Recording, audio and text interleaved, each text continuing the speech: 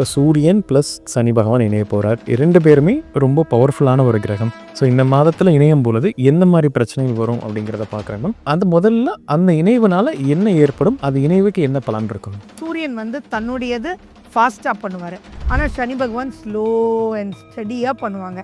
அப்போ ஃபாஸ்ட்டாகவும் வேணும், slow and ஸ்டடியாகவும் வேணும், எதுவுமே ஒரு கிரிப் இல்லை. So it is call friction. மாசி மாதம் முழுக்கவே இந்த சேர்க்கை இருக்குது. டென்ஷனாகவே இருப்பாங்க எல்லாருமே.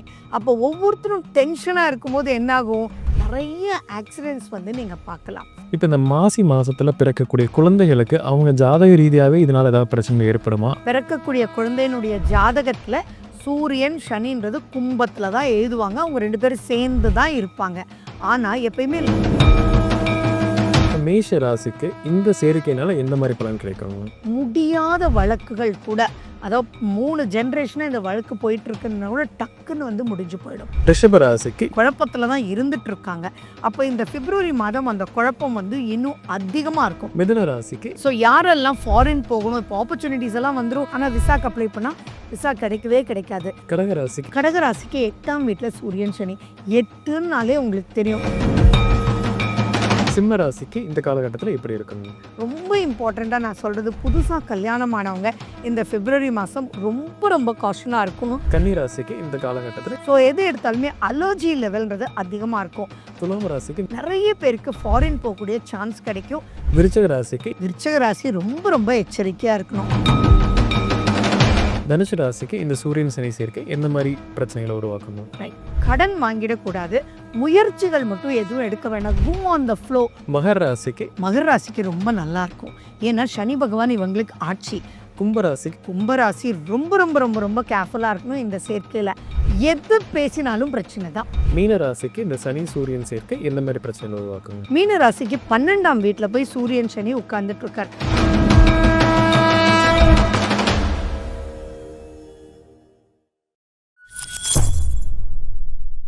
பக்தி பிளஸ் மேலனவருக்கும் வணக்கம். என்று நம்மோடு எனது ஒரு கல்பனா ஸ்ரீகாந்த் மேம் அவர்கள். வணக்கம் மேம். நமஸ்காரம் மேம். இப்போ இந்த மந்த் நடக்கக்கூடிய ஒரு முக்கியமான கிரக பயிற்சிகள் பற்றி பார்க்கலாம் மேம். அந்த வரிசையில் இப்போ சூரியன் ப்ளஸ் சனி பகவான் இணைய போகிறார். 2 பேருமே ரொம்ப பவர்ஃபுல்லான ஒரு கிரகம், இணையக்கூடாத கிரகங்களும் கூட.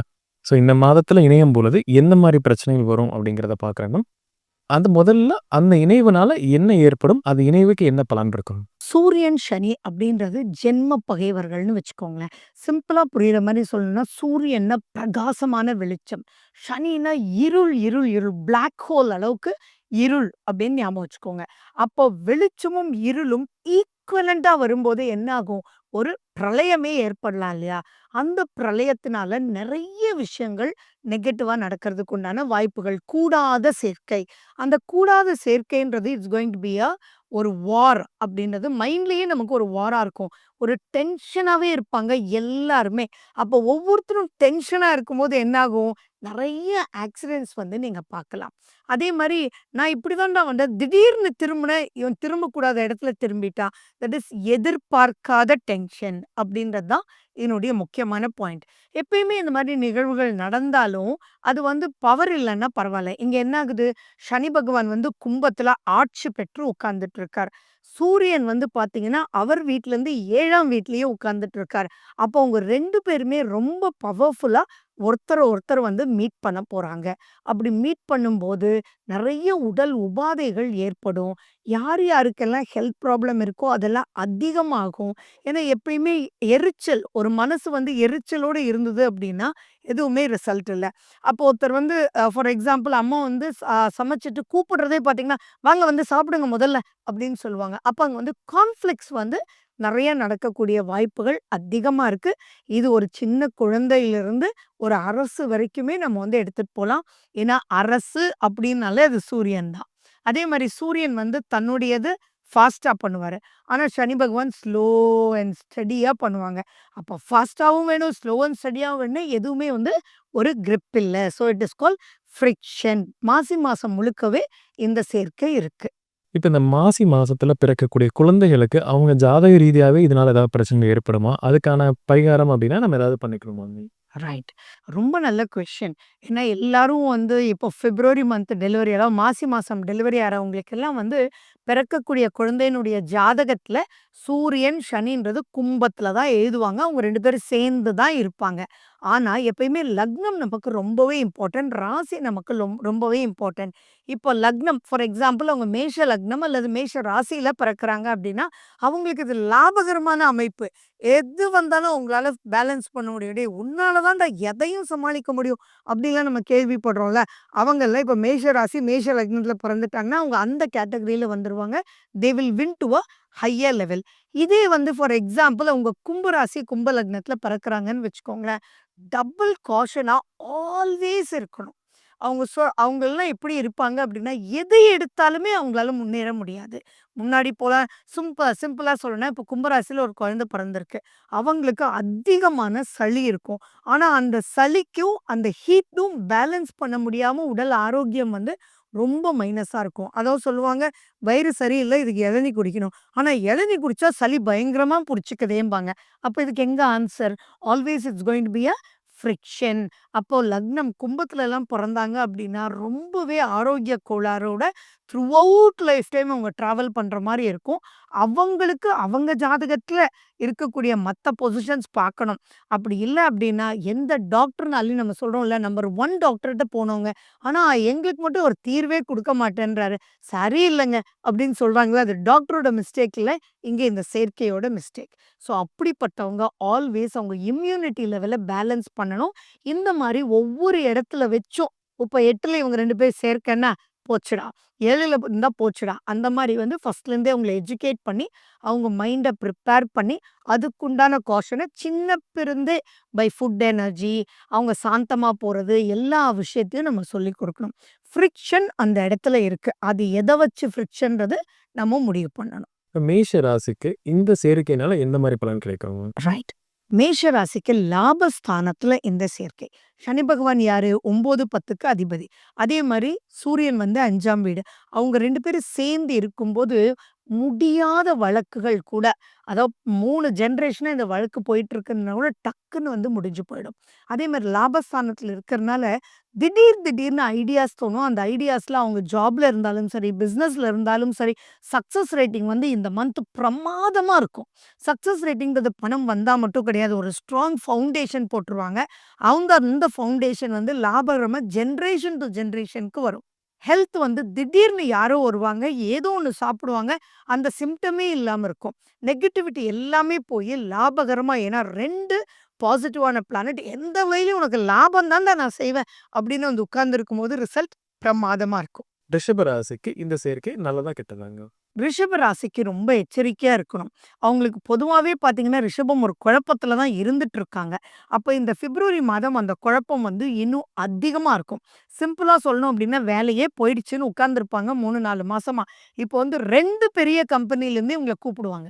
அப்போ அது பிளஸ்ன்னு நெனைக்கிறதா, மைனஸ்ன்னு நெனைக்கிறதா? இங்க போனா எதா இருந்தாலும் சிலது விட்டு குடுக்கணும். இங்க போனா ஏதாவது விட்டு குடுக்கணும். ஆனா எத விட்டு குடுக்குறதுன்னே தெரியாம தத்தளிச்சுட்டு இருப்பாங்க. அதுக்குள்ள இது மிஸ்ஸே ஆயிடும். அதனால அது ஒரு பாயிண்ட். அடுத்தது எந்த ஒரு தொழில் விஷயமா இருந்தாலும் சரி, ஒரு ஆர்டரே குடுக்குறாங்கன்னு வச்சுக்கோங்களேன். அவங்க சில ஸ்பெசிஃபிகேஷன்ஸ் குடுத்திருப்பாங்க. இவங்க ஆப்போசிட்டா பண்ணி கடைசியில இந்த டோட்டலா ரிஜெக்ட் அப்டின்ருவாங்க. அவங்க பண்ண அத்தனை இன்வெஸ்ட்மென்ட்டுமே இப்ப ரிஜெக்ஷன்ற ஒரு விஷயத்துக்குள்ள போயிடும். ஸோ ரொம்ப ஜாக்கிரதையா இருக்கணும். இல்லாட்டி அதுக்குள்ள மாட்டிக்குவாங்க. மிதுன ராசிக்கு இந்த சேர்க்கை சாதகமா இல்ல பாதகமா? ஓகே. மிதுன ராசி அப்படின்னு சொல்லும்போது 9ஆம் வீட்டுக்கு வருது. ஸோ யாரெல்லாம் ஃபாரின் போகணும், இப்போ ஆப்பர்ச்சுனிட்டீஸ் எல்லாம் வந்துரும். அங்கருந்து அவங்களுக்கு வந்து குடுத்துருவாங்க. நீங்க வந்துரலாம்னு சொல்லிட்டு. ஆனா விசாக்கு அப்ளை பண்ணா, விசா கிடைக்கவே கிடைக்காது. வந்தது வந்ததாவே இருக்குமே ஒழிய, அதுக்குண்டான ஆக்ஷனே அங்க நடக்காது. ஃபாரின் போகணும்னு எடுப்பாங்க முயற்சி. ஆனா போகவே முடியாது. அண்ட் எந்தெல்லாம் புண்ணியம்டா எல்லாம் லாஸ்ட் கட்டத்துக்கு வந்து நின்னுருக்கோ, இந்த மந்த் பெருசா முயற்சி எடுக்காதீங்கன்றது தான் நான் மிதுனத்துக்கு சொல்லுவேன். ஏன்னா எடுத்தாலும் அங்க வந்து நடக்காது. அதே மாரி இப்போ போனாலும் அங்க திருப்தியான ஒரு நிலையில இருக்க மாட்டாங்க. "ஏன்டா போனேன்?" அப்படின்னு ஒரு கான்செப்ட்ல இருப்பாங்க. அதே மாரி இப்போ ஒருத்தருக்கு வந்து உனக்கு தான்டா ப்ரமோஷன் சொல்லி லாஸ்ட் மீட்டிங்ல பேசியிருப்பாங்க. இப்ப பிப்ரவரி மாசம் அங்கேயே கூப்ட்டு, "சாரி சார், உங்களுக்கு நான் குடுக்கல, இவர் குடுத்துடுறேன்பாங்க." அதெல்லாம் ஏத்துக்க கொள்ளக்கூடிய மனோபக்குவத்துடன் மிதுன ராசி இருக்கணும். குழந்தைகளுக்கு வழிகாட்டும் போதும், பேச்சின் போதும் ரொம்ப ரொம்ப எச்சரிக்கை. இப்ப எந்த இடத்துல தூக்கி எறிஞ்சு பேசிருவாங்க. கோவப்பட்டு, "அந்த வேலைய போண்டான்டா, உன்ன நம்பி நான் இவ்ளோ தூரம் ரெடி ஆனேன், நீ எனக்கு வேண்டான்ட்ட" அப்படின்னு சொல்லி அவசரப்பட்டு வேலையே விட்டுடுவாங்க. அப்போ உங்களுடைய பொசிஷனிங் வந்து மைனஸ் ஆயிடும். ஸோ ரொம்ப ரொம்ப எச்சரிக்கையா இருக்கணும். கடக ராசிக்கு இந்த சேர்க்கை எப்படி இருக்கும்? கடகராசிக்கு 8ஆம் வீட்ல சூரியன், சனி. 8ன்னாலே உங்களுக்கு தெரியும். வீண் வம்பு, வழக்கு, பிரச்சனை அப்படின்றது. அப்ப இந்த இடத்துல ஹெல்ப் பண்ணணும்னு எவன் வந்தாலும் ஆப்போசிட்டா ஆயிடுவான். ஸோ இந்த மந்த்ல ஓப்பனா சொல்லணும்னா, யாருக்காவது கடகராசியிலிருந்து கோர்ட்டு, கேஸு அந்த மாரி இருந்ததுன்னா, கொஞ்சம் தள்ளி வைக்க சொல்லி, நீங்க வந்து அங்க அட்டெண்ட் பண்ணாம இருந்து, ஏதோ ஒண்ணு பண்ணி கொஞ்சம் தள்றது தான் ரைட்டே ஒழிய, இல்லாட்டி அது மிகப்பெரிய பிரச்சனையில போகும். அதே மாரி தப்பு தப்பான முடிவுகள் இப்ப எடுக்கக்கூடிய காலகட்டம். அதுவும் வந்து நீங்க அதாவது ஏதாவது ஒரு இன்வெஸ்ட்மென்ட் எல்லாம் பண்ற மாரி இருந்தீங்கன்னா, தயவு செஞ்சு இப்ப பண்ணவே வேண்டாம். பெரிய சிக்கலுக்குள்ள மாட்டிக்குவீங்க. ஏன்னா இது 1 மாசம் தானே! எடுக்காம இருக்கலாம் இல்லையா? சிம்ம ராசிக்கு இந்த காலகட்டத்தில எப்படி இருக்குங்க? ரைட். சிம்ம ராசி வந்து ரொம்ப ரொம்ப கேர்ஃபுல்லா இருக்கணும். சிம்மம்னாலே என்ன கோவம். எது எடுத்தாலும் சட்டு சட்டுன்னு பேசிடுவாங்க. மனசுல வச்சுக்கவே தெரியாது சிம்மத்துக்கு. இப்போ சனியோட போய் போறாங்க.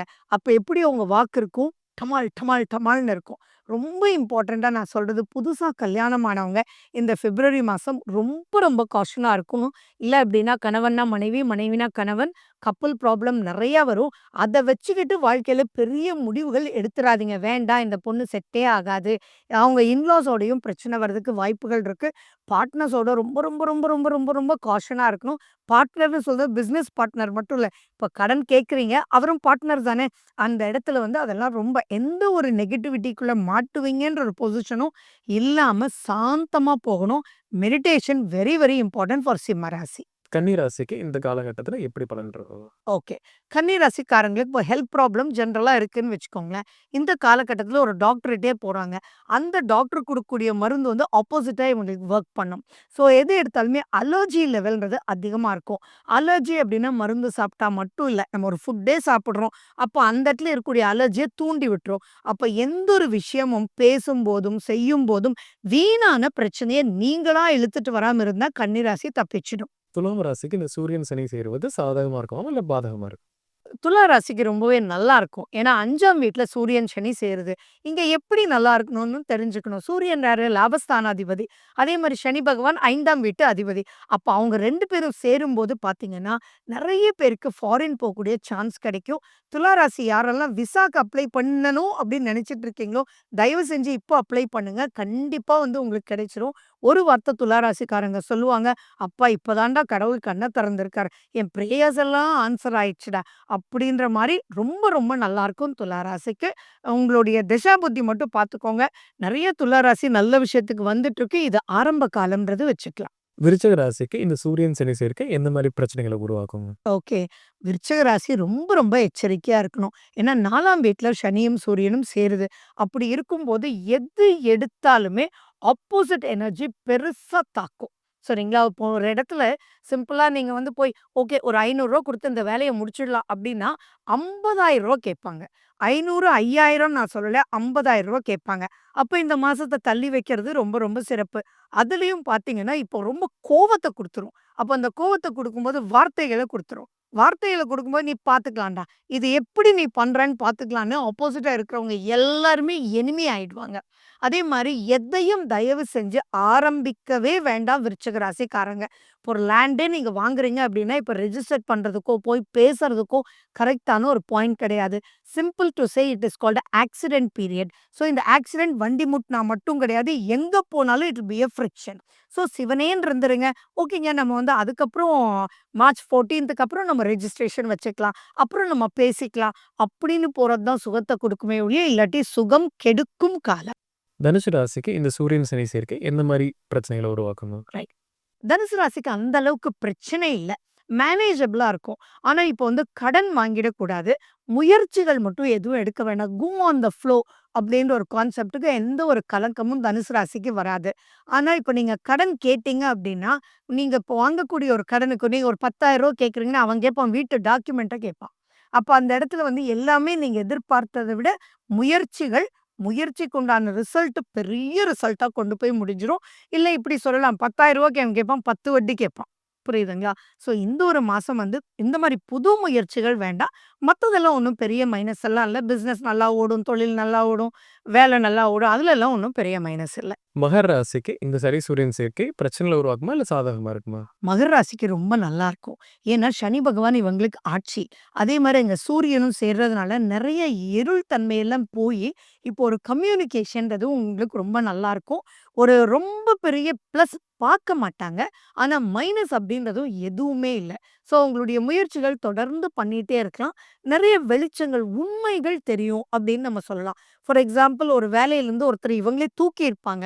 அப்போ அவன் அந்த தப்பு பண்ணல அப்படின்றது அந்த மேனேஜருக்கோ, அந்த ஹெச்ஆருக்கோ தெரியும். அப்போ அவங்கள கூப்பிடுவாங்க. இதே தான் பிசினஸ்லயும். ஒருத்தன் வேலைய விட்டு போயிருப்பான். அவன கூப்பிட்டு, "டேய் வாடா, ஏன்டா இப்படி கோவிச்சுட்டு போன? வாடா, நீ பண்ணுடா. சரி உனக்கு என்ன வேணும்? இதுதானே வேணும்." அப்படின்னு சொல்லி அங்க காம்ப்ரமைஸ் ஆயி ஆட்டோமேட்டிக்கா அது சக்சஸ் ரேட்டிங்க்கு போகும். ஸோ மகரத்துக்கு நல்லாவே இருக்கு. கும்ப ராசிக்கு இந்த சேர்க்கை எந்த மாதிரி பலன் தரும்?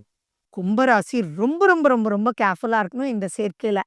எது பேசினாலும் பிரச்சனை தான். 1. 2வது ஆரோக்கியத்திலயும் ரொம்ப ரொம்ப காஷனா இருக்கும். யாருக்கெல்லாம் வயிறு சம்பந்தமான பிரச்சனை ஜென்ரலா இருக்கோ, மசில் சம்பந்தமானது, எலும்பு, நரம்பு இதெல்லாம் இருக்கோ, அவங்க ரொம்ப ரொம்ப ஜாக்கிரதையா இருக்கணும். ஃபுட் எனர்ஜில ரொம்ப கேர்ஃபுல்லா இருக்கணும். ஏன்னா இப்ப நெறைய பேருக்கு அல்சர் வர வாய்ப்பு, உடம்பு ஒத்துக்கல. ஃபுட் பாய்சனிங் இந்த டைம் நெறைய கும்பராசி மக்களுக்கு பார்க்கலாம். அடுத்தது தந்தையுடன் இப்ப வாக்குவாதம் கொஞ்சம் கூட ஆகாது. இப்ப நீங்க சும்மா போய் டைனிங் டேபிள்ல அப்பாவோட உட்கார்ந்து சாப்பிட்டா கூட தேவையில்லாம ஃப்ரிக்ஷன் வந்து அங்க ஏற்பட்டுரும். ஸோ ஒரு வழியில கொஞ்சம் தள்ளி இருக்கிறது ரொம்ப ரொம்ப நல்லது. அண்ட் அவருடைய பிசினஸ் ஏதாவது பண்ணிட்டு இருந்தீங்க, செஞ்சுட்டு இருந்தீங்கன்னா, இப்போ கொஞ்சம் நீங்க தள்ளி வச்சு தென் நெக்ஸ்ட் ஸ்டெப்புக்கு போறது ரொம்ப நல்லது. மீன ராசிக்கு இந்த சனி சூரியன் சேர்க்கை எந்த மாதிரி பிரச்சனை உருவாக்குங்க? ஓகே. மீன ராசிக்கு 12ஆம் வீட்ல போய் சூரியன், சனி உட்கார்ந்துட்டு இருக்கார். பொதுவாவே சூரியன் வந்து 6ஆம் வீட்டு அதிபதி. 12ஆம் வீட்டு அதிபதி வந்து சனி பகவான். அப்ப இவங்க 2 பேரும் சேரும்போது ஒரே வார்த்தை சொல்லலாம். முழுக்க விரயம். எது எடுத்தாலும் விரயம். அதனால வந்து ஒரு வண்டி வாங்கணுமா, இப்ப வாங்காதீங்க. யார்ட்டயாவது பேசி ஒரு பிரச்சனைய முடிக்கணுமா, இப்ப போய் முடிக்காதீங்க.